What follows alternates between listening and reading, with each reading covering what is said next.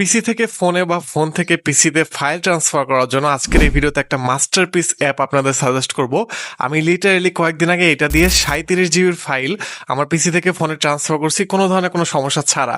তো রিলটা এখন শেয়ার করে টাইমলাইনে রেখে দেন অ্যান্ড পেজটা ফলো করে রাখেন। তো পিসিতে সফটওয়্যারটা আপনারা ডাউনলোড করবেন, একটা ওয়েবসাইট আছে, এগুলোর লিঙ্ক আমি দিয়ে দিব। দেখেন এখানে সব ধরনের প্ল্যাটফর্মের জন্যই হচ্ছে অ্যাভেলেবেল আছে। এখান থেকে উইন্ডোজটা ডাউনলোড করে নেবেন এবং ফোনে প্লে স্টোরে সার্চ দিলে ব্লিপটা পেয়ে যাবেন।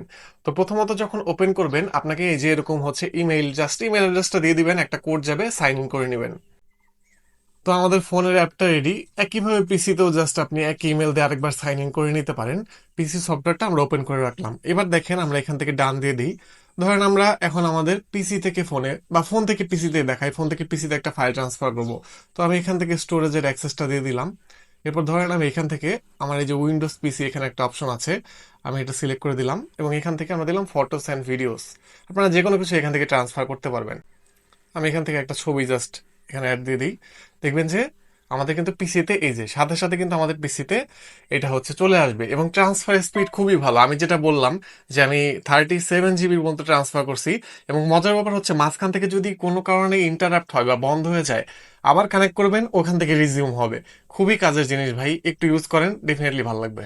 তো এই ব্লিপ দিয়ে কিন্তু ফ্রিতেই আনলিমিটেড ফাইল ট্রান্সফার করা যায় এবং এটা কিন্তু সব ধরনের প্ল্যাটফর্মে প্রায় সাপোর্ট করে, শুধু যে ফোন টু পিসি এরকম না, অনেক প্ল্যাটফর্মে এটা সাপোর্ট পাবেন। আপনারা এখনই ডাউনলোড করেন, ইনস্টল করেন এবং জানান কেমন লাগলো। এই ধরনের ভিডিওর জন্য অবশ্যই পেজটা ফলো করে রাখেন।